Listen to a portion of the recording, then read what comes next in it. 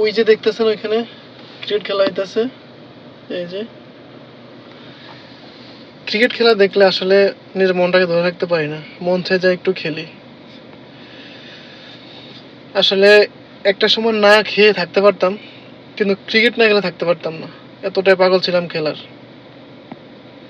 আর এখন কিন্তু সময় আছে, ইচ্ছা করলে যাইতে পারি, তারপরে কিন্তু নিজের মনটাকে বুঝে নিতে পারি না যে যাই একটু খেলি। নিজের কাছে অনেক অপরাধী মনে হয়।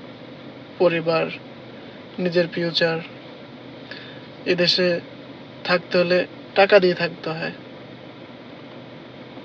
কারণ আমরা তো পুরুষ মানুষ, চাইলেই সবকিছু করতে পারি না। নিজের স্বপ্নগুলো বিসর্জন দিয়েই পরিবারের মুখে হাসি ফোটানোই তো আমাদের একমাত্র লক্ষ্য। পুরুষ হয়ে জন্মেছি, একটু তো ত্যাগ করতে হয়।